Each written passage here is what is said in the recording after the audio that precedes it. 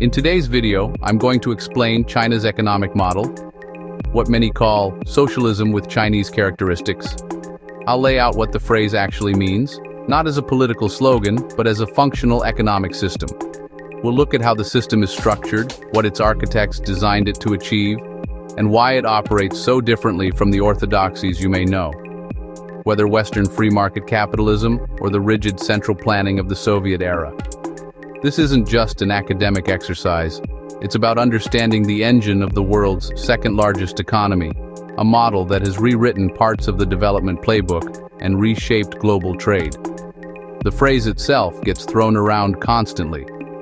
In Beijing, it's a banner of ideological legitimacy, a formal declaration of the country's unique path. In Washington, it's often used as a pejorative, a label to signify an opaque, state-driven competitor that doesn't play by the established rules. For many, it's simply a confusing paradox. How can a country with more billionaires than almost any other, with sprawling private tech giants and glittering consumer markets, call itself socialist? This apparent contradiction leads to lazy analysis, where the system is dismissed as either not really socialist or not really capitalist.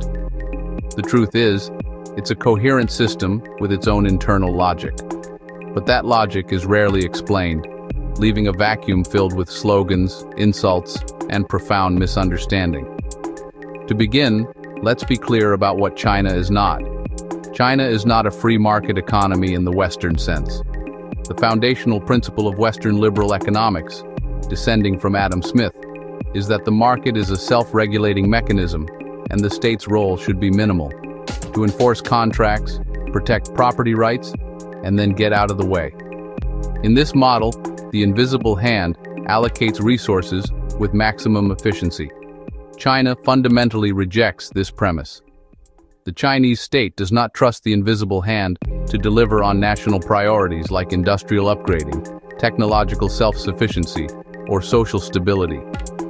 Instead of a referee, the state sees itself as a player, a coach, and the owner of the stadium. But it is also not a command economy, where the state micromanages every transaction. That was the China of the Mao era, a system modeled on the Soviet Union's Gosplan, where central planners in the capital dictated production quotas for every factory and farm.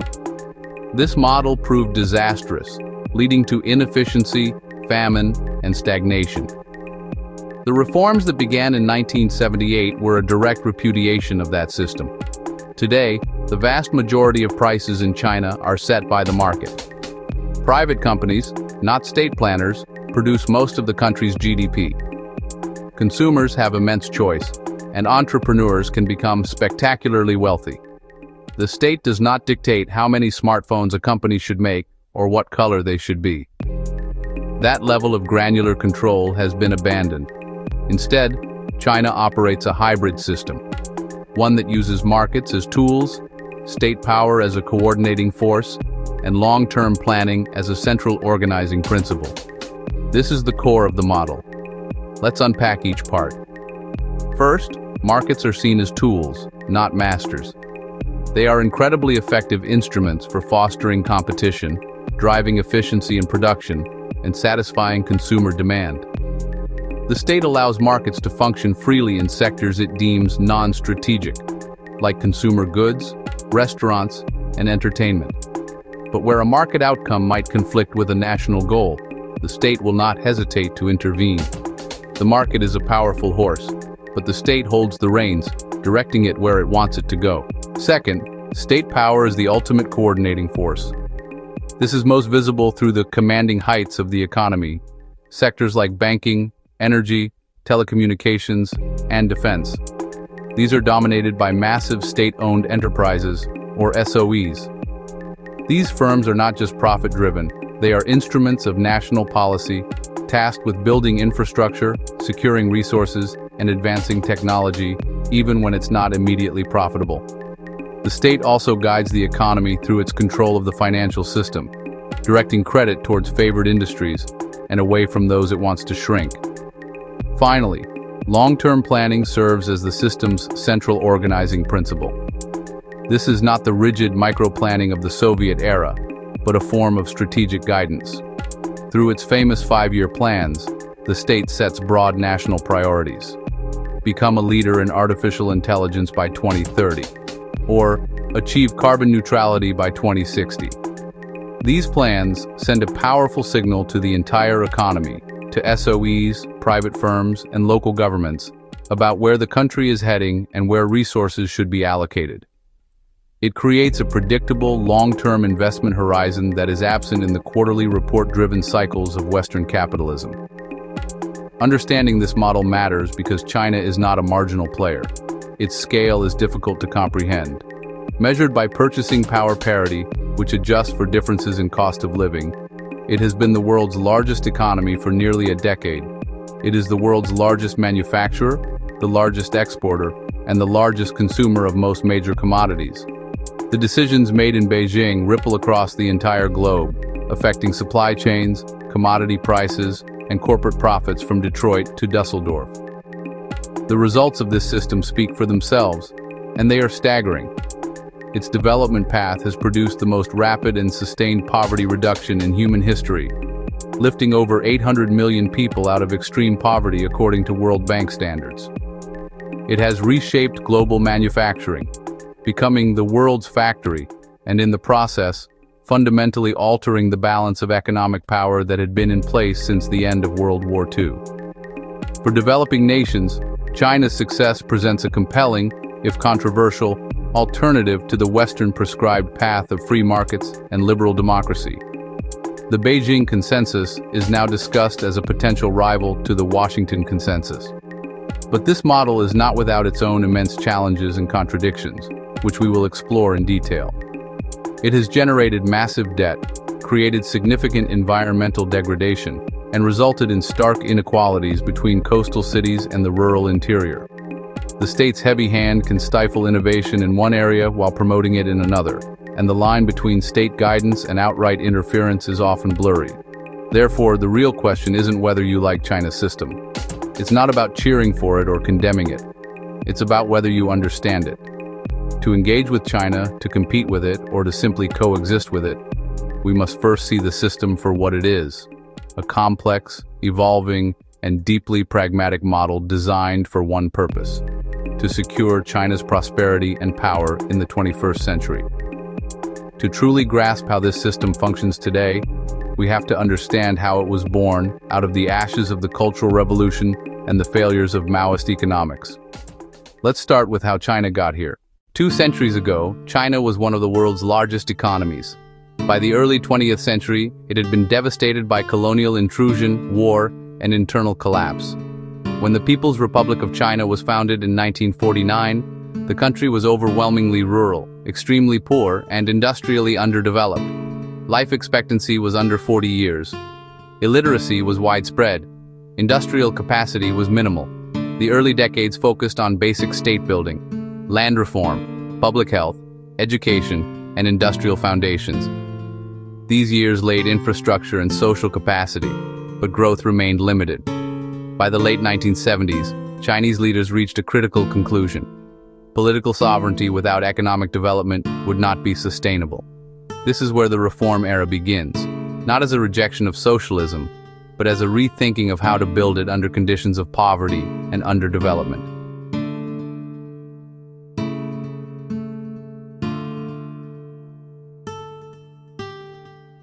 With muted palette and subtle film grain, stationary.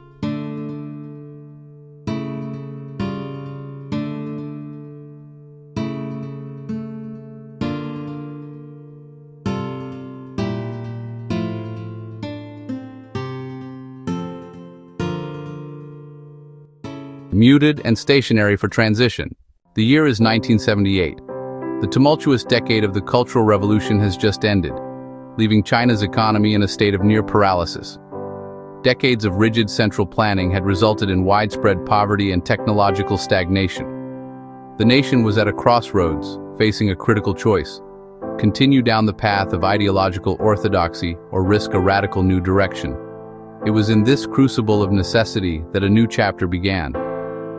Under the pragmatic leadership of Deng Xiaoping, China embarked on a journey of reform and opening up. cautiously introducing market mechanisms into its centrally planned economy. This was not a sudden, wholesale conversion, but a series of carefully managed experiments, starting with agriculture and gradually expanding. But this is where many of the most persistent misunderstandings about modern China begin. From a Western perspective, the story often gets simplified into a neat, familiar narrative. A communist country sees the light, abandons its failed ideology, and embraces the free market. It's a story of conversion, of China finally joining the capitalist world order. This interpretation, however, fundamentally misreads the strategic thinking behind the reforms. It projects a Western ideological framework onto a process that was driven by a completely different set of principles and objectives. The reality is far more complex and far more instructive. For China's leaders, markets were not treated as an ideology to be adopted, but as powerful instruments to be wielded. They were a means to an end, not the end itself. The guiding philosophy was one of profound pragmatism, famously encapsulated in Deng Xiaoping's maxim: "It doesn't matter if a cat is black or white, as long as it catches mice." In this analogy, the mice were economic growth, modernization, and improved living standards. The cat was the economic system. Whether that system used planning or market forces was a secondary technical question. The goal was not to become a market economy in the Western sense, but to build a prosperous socialist nation by borrowing the most effective tools available, regardless of their ideological origin. This instrumental approach was rooted in a core re-evaluation of Marxist theory. The Chinese leadership argued that socialism could not exist in abstraction, as a set of pure ideals floating above the material world. It had to be built on solid, tangible foundations, namely immense industrial capacity, soaring productivity, and demonstrably rising living standards for the population. A socialism of shared poverty was seen as a failure, a betrayal of the ideology's ultimate promise. The primary task, therefore, was to unleash the productive forces of the nation. If market mechanisms, competition, and foreign investment were the most efficient ways to do that, then they would be used, but always within a framework defined and controlled by the state. This ideological recalibration gave the party the flexibility to pursue development with an almost single-minded focus.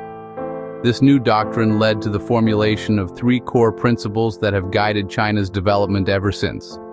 First, and most fundamentally, China officially defined itself as being in the primary stage of socialism. This was a crucial ideological innovation. It framed China not as a mature socialist state, but as one in its infancy, facing the developmental tasks that capitalist nations had undergone centuries earlier. This primary stage was envisioned as a very long historical period, potentially 100 years or more, where the central task was not enforcing ideological purity, but building the material prerequisites for a future, more advanced stage of socialism. This concept provided the theoretical justification for using market tools and accumulating capital, reframing these actions not as a retreat from socialism, but as a necessary foundational step toward achieving it. It prioritized growth and industrialization above all else. Second, the state explicitly allowed and even encouraged uneven development. This was a direct break from the Maoist emphasis on egalitarianism. The new policy was to let some people and some regions get rich first. The strategy focused on creating special economic zones in coastal areas like Shenzhen, which was then just a small fishing village. These zones became laboratories for market reforms, attracting foreign investment with preferential policies and cheap labor. The expectation was that these hyper-growth regions would act as economic engines, and their success, technology, and capital would eventually radiate inland, pulling the poorer, less developed regions up with them. It was a sequential model of development, a calculated gamble that initial inequality was a necessary price to pay for rapid national progress. Third, and critically, the state retained ultimate control over the strategic direction of the economy. Even as the private sector was allowed to flourish and market forces were unleashed, the Communist Party ensured it kept a firm grip on the commanding heights. This meant state ownership and control over strategic sectors, banking and finance, energy, telecommunications, defense, and major infrastructure. The state set the 5-year plans, directed credit, and guided investment toward national priorities. Private enterprise was encouraged, but it operated within a landscape shaped and bounded by the state. The goal was to harness the dynamism of the market without surrendering sovereign control over the nation's economic destiny.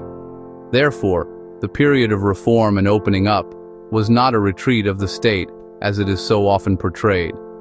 It was a fundamental reconfiguration of how state power operated.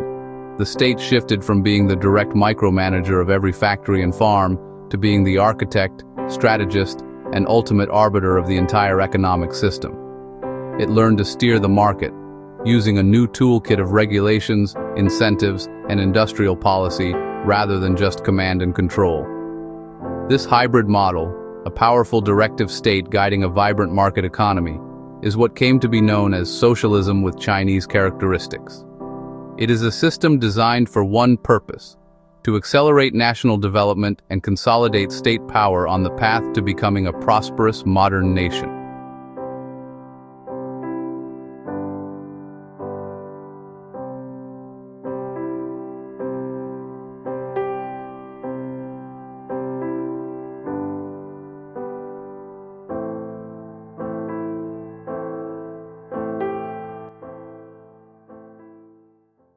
At the center of China's system is state control over what are often called the commanding heights of the economy. These include the financial system, energy, telecommunications, transport, heavy industry, strategic technology. China's major banks are state-owned. This gives the government control over credit allocation, the lifeblood of investment. Private firms exist, but they do not control the money supply. Access to capital is conditional, guided, and subject to national priorities. This single fact explains a lot of what China can do that market economies struggle with.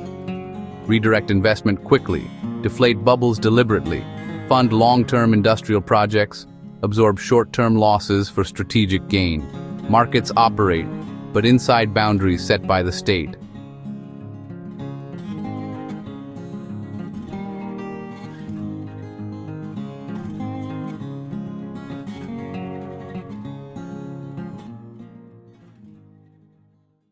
One of the most useful metaphors used by Chinese policymakers describes the system as a birdcage economy. The market is the bird. The state is the cage. The bird is allowed to move, compete, and create energy. But it cannot fly away and take control of the system itself. When markets serve development goals, the cage expands. When speculation, inequality, or instability grow too large, the cage tightens. This explains why China can tolerate private entrepreneurship, but also discipline it. Capital exists, but it is not sovereign.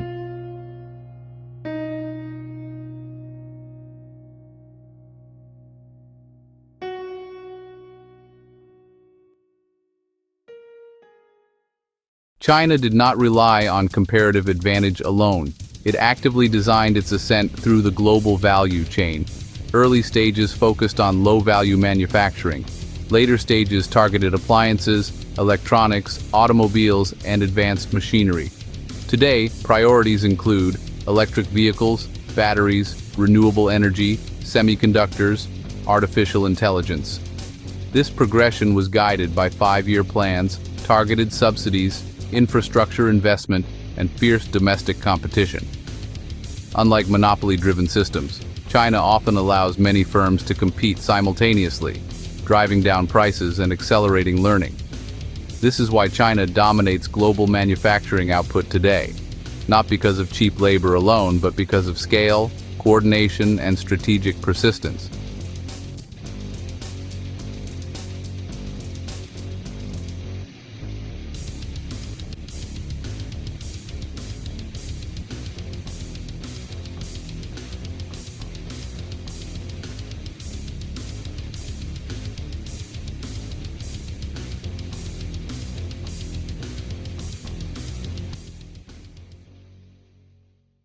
China's most widely acknowledged achievement is poverty reduction. Over several decades, hundreds of millions of people were lifted out of extreme poverty. This did not happen automatically. It involved infrastructure build-out, rural investment, targeted transfers, job creation, education, and health access. Median incomes rose sharply.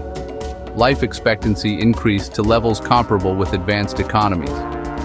Child and maternal mortality fell dramatically. This does not mean inequality disappeared. It didn't, which brings us to a major shift in recent years. By the 2010s, Chinese leaders openly acknowledged a new contradiction. Not poverty, but uneven and unbalanced development. Growth had created wealth, but also disparities. Urban versus rural, coastal versus inland, capital income versus labor income. The response was a renewed emphasis on common prosperity, curbing speculative excess, regulating platform monopolies, expanding social provision, stabilizing housing, supporting rural revitalization. This phase reflects a shift from growth at all costs to sustainability and distribution, without abandoning development goals. China's system challenges core assumptions of Western political economy. It rejects the idea that markets must dominate states, capital should control policy, monopolies are efficient, development must follow one path. It also threatens the global hierarchy that kept advanced economies at the top of the value chain. This helps explain trade wars, technology controls, and rising geopolitical tension. At its core, this is not just a political conflict, it's a systemic one.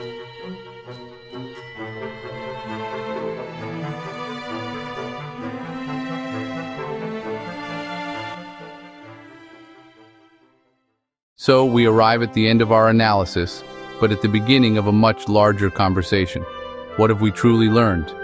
We've seen that socialism with Chinese characteristics is not a slogan, a convenient label, or a piece of political propaganda.